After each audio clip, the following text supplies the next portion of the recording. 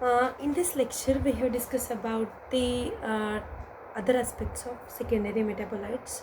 Your module 1. Okay. In last lecture, we have discussed about the general idea of secondary metabolites, and uh, we had a study about the alkaloids. Okay. आता आपल्याला काय study करायचे आहेत जे other secondary metabolite, that is the terpenoids, then glycosides and phenols. Okay, आपल्याला 3 other secondary metabolites आता या लेक्चरमध्ये स्टडी करायचे आहे डिटेल्समध्ये. ओके, फर्स्ट आहे टर्पिनॉइड्स. टर्पिनॉइड्स ते कुठले आहेत? Isoprene units. कशाने बनलेले आहे terpenoids? This are the isoprene युनिट्सनी. Farnesol, then chlorophyll 2, beta carotene, these all are the terpenoids. तर फर्स्ट बघू आपण टर्पिन्स. टर्पिन्समध्ये काय आहे? The chemist Leopold Ruzicka, born in 1887, showed that many compounds found in nature were from multiple of 5 carbon arranged in the same pattern as the isoprene molecule obtained by the pyrolysis of natural rubber. Okay, जे काही नेचरमध्ये produce होणारे compounds आहेत ज्याच्यामध्ये जवळपास 5 carbon atoms असेल. Okay, and just like same pattern of isoprene molecule and it obtain from the natural rubber. That compound is known as the terpenes. Okay, इथे काढलेलं आहे. नॅचरल रबरपासून काय मिळालेलं? आयसोप्रीन मिळालेलं आहे. Then isoprene unit. आता natural rubber म्हटलं तर number of isoprene units join with each other and form the chain. Okay, that chain is known as the rubber, natural rubber. जर त्याचं हायड्रोलिसिस केलं, आपण पायरोलिसिस केलं, ओके, तर आपल्याला काय मिळतात? Isoprene units. That isoprene unit is nothing but the terpenes. Okay, बघू आता. The isoprene units in terpenes do not come from isoprene, they come from isopentenyl pyrophosphate. कुठून हे झालेले आहे? इथे आयसोपेंटिल पायरोफॉस्फेट जो 5 कार्बन कंपाऊंड आहे तो वेगवेगळे जे पाथवेज आहेत सेकंडरी मेटाबोलाइटचे, त्या दिवशीच मी एक जनरल पाथवे तुम्हाला तुमच्याशी डिस्कस केला होता. Secondary metabolite form from the primary metabolites. Primary मेटाबोलाइट्सपासून काय तयार होतात? Secondary metabolite. फोटोसिंथेसिसमध्ये काय तयार होते? शुगर तयार होते. Okay, sugar produce from the process of photosynthesis. That sugar degrade during the respiration. Okay, आणि रेस्पिरेशनमध्ये जे काही कंपाऊंड्स तयार होतात ब्रेकडाऊननी, त्याच्यापासून नंबर ऑफ अमिनो ॲसिड काय होतात? डेव्हलप होतात. And that amino acid later produce the different types of secondary metabolites. Okay, तर जो आयसोपेंटिल पायरोफॉस्फेट हा 5 कार्बन कंपाऊंड आहे. It comes from acetate, that is the 2 carbon compound via mevalonate. Mevalonate pathway पण आपण बघितलेला आहे त्या रेस्पिरेशनमध्ये. त्याच्यामुळे मेव्हॅलोनेट काय असतो? 6 कार्बन कंपाऊंड. मेव्हॅलेटपासून काय होतात? ॲसिटेट तयार होतात, that is the 2 carbon compound. आणि 2 कार्बन कंपाऊंड ॲसिटेटपासून काय तयार होतात? Isopentenyl pyrophosphate. Okay, and this later on this isopentyl pyrophosphate converted into isoprene units. Okay, terpenes are natural products that are structurally related to isoprene. बघा, 2-methyl-1,3-butadiene, that is the isoprene. आणि त्याच्यामध्ये काय आहे? 5 carbon compound आहे. एक central carbon आहे. Central कार्बनला CH2 double बॉन्डने अटॅच, CH3 CH, पुन्हा डबल बॉन्ड CH2. ओके, त्यानंतर beta carotene, that is also a terpene. It is the linear type of terpene. Number of isoprene units 8 isoprene units combine together and from the beta carotene. Okay, तर 8 units to 40 carbon atoms काय होऊ शकतात? Link होऊ शकतात beta कॅरोटीनमध्ये. Okay, आपण टर्पिन्सविषयी details मला notes मिळाल्या तर देतेच तुम्हाला. थोडं आपण जस्ट लुकआउट करतो आहे. What is terpene, what is phenols, what is glycosides. त्याचे पाथवेज वगैरे शिकवायला खूप वेळ लागणार आहे. ओके. आणि ते मला बोर्डवर काढावं लागणार आहे. सपोज वेळ मिळाला तर कॉलेजमध्ये मग जेव्हा लेक्चर्स बोर्डवरती स्टार्ट होईल तर ते पॉसिबल आहे मला. ओके. त्यानंतर फिनॉलिक्स कंपाऊंड हे काय आहे, हेक्झॅगोनल रिंग असतं फिनॉलिक्समध्ये आणि एक hydroxyl group. It derived from aromatic amino acid such as phenylalanine and tyrosine and tryptophan. All contain structures derived from phenols. Okay. आपण फिनिलॅलानाइन कसं प्रोड्यूस होतो ते पण बघितलं होतं. फिनॉलिक कंपाऊंड्स जो आपण मेन पाथवेज बघितलं होतं त्यामध्येच काय होते, हे डिफरंट टाईप्स ऑफ फिनॉलिक्स तयार झालेले होते. Okay. All contain structure derived from phenols. Some example coumarins, antimicrobial agents, then feeding deterrents and germination of inhibitors. Coumarins हे that is called as the phenols. Lignin आहे, कॉमरीन्स आहेत. त्यानंतर वेगवेगळ्या टाईप्सचे आहेत. अँथोसायनिन आहे, फ्लेवॉन्स आहेत, फ्लेवॅनॉल्स आहेत. जे कलर्ड पिगमेंट आहे प्लांटमध्ये that is also content the phenols. Okay. त्यानंतर फिनॉल्स जर बघितलं तर खूप जास्त प्लांट्समध्ये सॅच्युरेटेड आहेत. ज्या प्लांटमध्ये उग्र असा स्मेल येतो. ओके. मी त्या दिवशीच सांगितलं होतं तुम्हाला. खूप पुदिना जो आहे त्याच्यामध्ये पण काय आहे, डिफरंट टाईप्सचे फिनॉल्स आहेत. Coumarins, that is the antimicrobial agent. Then lignin abundantly in secondary cell wall, rigid and resistant to extracting of many degradation reagents. Anthocyanin, flavanols and flavonols. Phenols are present in every plant. They attract pollinators to the plant and develop and even impact how these plants act with one another. तर every प्लांटमध्ये pollinators attract करण्यासाठी काय असतात, phenols असतात. तुम्हाला मी आताच सांगितलं की जे काही फ्लावर्स आहेत, फ्लावर्सचे जे कलर्ड पिगमेंट्स तुम्हाला कलर्ड पेटल्स दिसतात. ओके. तर त्या कलर्ड पेटल्स कशासाठी असतात, टू अट्रॅक्ट पॉलिनेटर्स. तर त्याच्यामध्ये काय असतात, phenols. That phenols is known as the anthocyanin, that is the pigment. Okay. त्यानंतर थर्ड आहे glycosides. That compound contain a carbohydrate and non carbohydrates. Carbohydrates पण आहे आणि नॉन कार्बोहायड्रेट पण आहे ग्लायकोसाइड्समध्ये. Glycosides present in vacuolar inactive form. व्हॅक्युअलमध्ये जे ग्लायकोसाइड्स असतात ते काय असतं, इनॲक्टिव्ह फॉर्ममध्ये. त्याला ॲक्टिवेशनसाठी काय लागतं, अदर कंपाऊंड्स लागतात, काही लिंकेजेस लागतात. ओके. तर लिंकेजेस जॉईन झाल्यावरती काय होतं, ते ॲक्टिव्ह होतं व्हॅक्युअलमधलं जे काही ग्लायकोसाइड्स आहेत ते. Glucosinolates found primary in the mustard family to give pungent taste. These are 4 types of linkages present between the glycons and glycon. C linkage, glycosidic bond. O linkage, glycosidic bond. N linkage, glycosidic bond. And S linkage, glycosidic bond. Okay. त्यानंतर cyanogenic ग्लायकोसाइड्स पण आहे. ते cyanogenic ग्लायकोसाइड्स काय असतात, hazardous असतात हे. Okay. हे जे आहेत डिफरंट प्लांट्समध्ये आहेत, फ्रूट बिअरिंग प्लांट्समध्ये प्रोड्यूस होतात cyanogenic ग्लायकोसाइड्स. All these plants have these glycosides stored in the vacuole, but if the plant is attacked, they are released and become activated by enzyme in the cytoplasm.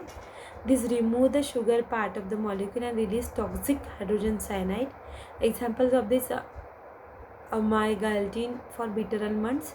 Cyanogenic glycosides can also be found in fruit seeds and wilting leaves of many members of the rose family, including cherries, apple, plums, bitter almonds, peaches, apricot, raspberry and याचे तुम्ही ऐकलं असेल की ॲपलच्या ज्या seeds आहेत त्या कधीच खायच्या नसतात. ओके.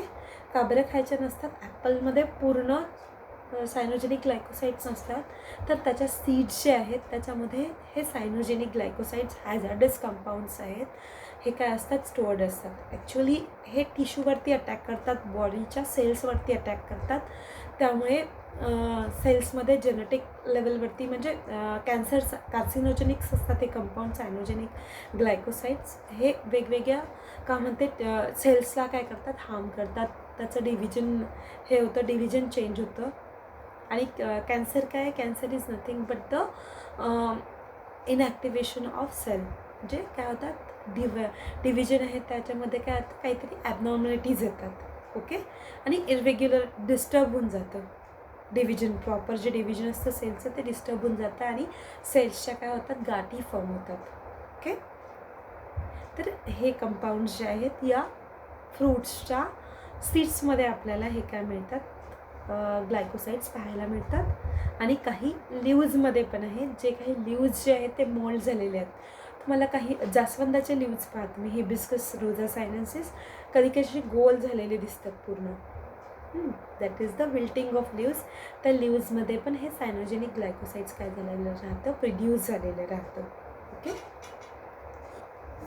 त्यानंतर sources, plant resist, liquid compounds found inside the plant or excluded by the plants but not saps, latex or mucilage. The resins produced by the most plants in viscous liquid composed mainly of the volatile fluid terpenes. Resins do not serve as a nutritive function. The toxic resinous compound may confound a wide range of herbivorous insect and pathogens, while the volatile phenolic compounds may attract benefactors such as the parasitoids or predators of the herbivores that attack the plant. आता आपण म्हणतो आहे की secondary metabolites आहे, याचा plant डिफेन्समध्ये खूप मोठा role आहे. ओके. जेव्हा केव्हा काही प्लांट्सवरती ॲनिमल्स किंवा पॅथोजेन्स किंवा इन्सेक्ट अटॅक करत असतात. ओके. तर काही प्लांट्समध्ये हे पोटेन्शियल असते. दिस plant produce phenolics at that time and control this. ते जे काही अटॅक केल्यावरती ॲनिमल्सनी ते काय करतात, काही केमिकल्स असे रिलीज करतात, स्मेल अशी येते त्या झाडांची की ते ॲनिमल्स ते खाऊ शकत नाही. ओके. काही ते काय डिफेन्स रेझिस्टन्स मेकॅनिझम्स आहेत त्याचं. ओलाटाईल कंपाऊंड्स जे असतात, ओलाटाईल कंपाऊंड्स म्हणजे ज्याचा स्मेल येतो असा हवेत पसरतो, जसा कापूर आपण ठेवला एका जागी तर आजूबाजूला थोडासा स्प्रेड होतो त्याचा स्मेल, सेंट आहे, परफ्यूम किंवा सेंट. आपण एका रूमच्या कॉर्नरला जर स्प्रे केला, एक हे केलं तर पूर्ण रूममध्ये तो काय होतो, स्प्रेड होतो. That is the ओलाटाईल compounds. असेच काही ओलाटाईल कंपाऊंड्स जे असतात ते प्लांट्समध्ये प्रोड्यूस होतात. आणि जेव्हा त्या प्लांटमध्ये सपोज एका फांदीला जरी पॅथोजननी किंवा इन्सेक्टनी अटॅक केला त्या झाडावरती, तर ते पूर्ण झाडांमध्ये ते तयार होतं आणि प्लांट स्वतःला काय करतं, प्रोटेक्ट करतं पर्टिक्युलर पॅथोजनपासून. ओके. तर त्यासाठी पण फिनॉलिक कंपाऊंड जे आहेत ते खूप मोठे इम्पॉर्टंट आहे. फिनॉलिकच नाही तर most of the secondary metabolites acts produce for the purpose of defence, self defence. Okay. त्यानंतर मिल्की लटेक्स, पहिले पण बोलून झालं. मिल्की लटेक्स आहेत, ॲलोवेरामध्ये जेल आहेत. ओके. तर हे सगळे कंपाऊंड सेकंडरी मेटाबोलाइट्स जे आहेत ते कशासाठी, सगळे प्रोटेक्शनसाठीच तयार झालेले असतात प्लांट्समध्ये. आपण मेडिसिनल पर्पजेससाठी आपण मोस्ट ऑफ द यूज करतो त्याचा. ओके. Milky latex found in nature is a milky fluid found in 10% of the flowering plants of angiosperm. Angiospermic जे काही प्लांट्स आहेत, तुम्हाला जिम्नोस्पर्म पण माहिती आहे, अँजिओस्पर्म माहिती आहे, वास्ट डायव्हर्सिटी आहे प्लांटची. पण अँजिओस्पर्म काय आहे, it is the advance group of plant kingdom. याच्यामध्ये 10% फ्लावरिंग प्लांट्समध्ये हे मिल्की लटेक्स प्रोड्यूस होतं. It is a complex emulsion consisting of proteins, alkaloids, starches, sugar, oils, tannins, resins, gums. Variety of compounds आहेत हे. आणि वेगवेगळे जे आहेत, काही ऑइल्स आहेत, काही टॅनिन्स आहेत, काही रेझिन्स आहेत, काही अल्कलॉइड्स आहेत. ओके. गम्स आहेत that coagulate on exposure to air. It usually excluded after the tissue injury. जेव्हा पर्टिक्युलर प्लांटला इंज्युअर केलं जातं पर्टिक्युलर पॅथोजेननी, तर ते काय होतात, ते सिक्रेट व्हायला सुरुवात करतात. In most plant latex is white. बघा तुम्ही रुईचं झाड, कॅथरॅन्थस रोझियस, जे हनुमानजीला आता त्याचा हार चढवतात. ओके. तर कॅथरॅन्थस रोझियस, ज्याला रुईचं झाड समजलं नसेल त्यांनी कॅथरॅन्थस नावाचं प्लांट टाका त्याच्यामध्ये आणि त्याच्या इमेजेस बघा. ओके. ते प्लांट ॲनिमल सहसा खात नाही. तसेच तुम्हाला फ्लावर्स, त्याचे लिव्ज वगैरे तसेच दिसतील, कारण ते प्लांट काय करतं, मिल्की लटेक्स प्रोड्यूस करतो. जर एखाद्या ॲनिमल्सने त्या प्लांटवरती अटॅक केला तर एक ब्रांच किंवा एक त्याचं फ्लावर जरी तोडल्या गेलं तर त्यामधून मिल्की लटेक्स बाहेर येतो आणि तो लटेक्स ॲनिमल्ससाठी हॅझार्डस असतो. ओके. But some have yellow, orange और scarlet latex. It serves mainly as a defence again herbivorous insects. जसं येलो, ऑरेंज और स्कारलेट लॅटेक्स ऑलिव्हेरामध्ये आहे. ओके. Natural rubber is most important product obtained from latex. This latex is used to make many other products as well, including mattresses, clothes, swim caps, catheters and balloons in chewing gums and glues. आता तुम्हाला कळलं असेल balloons कशापासून बनतात. Balloons कशापासून बनतात तर milky लटेक्सपासून, वेगवेगळ्या झाडांच्या गम्सपासून. ओके.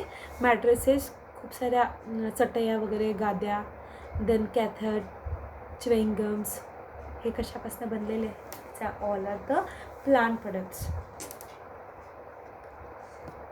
तर इथे आपण काय बघितलं, त्याचे जनरल आयडियाज बघितल्या युनिटच्या. मोस्ट ऑफ हा युनिट मी काय केला याच्यामध्येच कवर केला आहे. आपण आय थिंक याच्या सगळे ऑब्जेक्टिव्ह म्हणजे तुमच्या ऑनलाईन एक्झाम्सच होतील, ऑब्जेक्टिव्ह राहतील. मी ऑब्जेक्टिव्हवरती जास्त भर देण्याचा प्रयत्न करते आणि नोट्स जे काही मला पॉसिबल आहे त्या सेंड करते आणि सोबत ऑब्जेक्टिव्ह पण या युनिटवरचे मी काय करते वन बाय वन सेंड करते. एक आयडिया तुम्हाला या कंपाऊंडची येऊन गेली.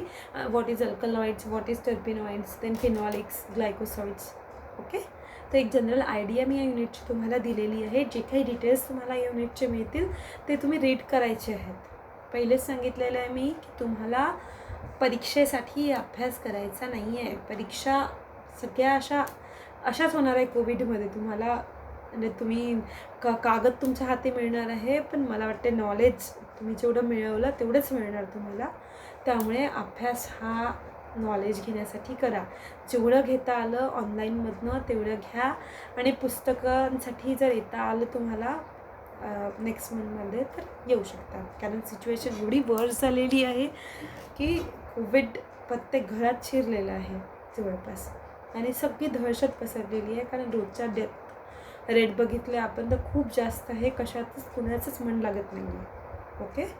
तर सेफ राहा, स्वतःची काळजी घ्या, जेवढा पॉसिबल झाला तेवढा अभ्यास करा आणि पुढची जी हे राहणार आहे काय म्हणते एक्झाम जे काही तुमचे पुढचे हे राहणार आहेत, तुम्हाला नेक्स्ट वाटा ज्या सिलेक्ट करायच्या आहेत त्या टफ राहणार आहेत. तुम्हाला जरी या डिग्र्या इझिली मिळाल्या असेल, कागद हाती इझिली मिळालं असेल, पण जॉब मिळवणं तुम्हाला तेवढंच कठीण जाणार आहे या कोविडमुळे. ओके. तर त्यामुळे स्वतःला डेव्हलप करा, नॉलेज परिपूर्णपणे वाढवा. ओके. मी इथे स्टॉप करते आता.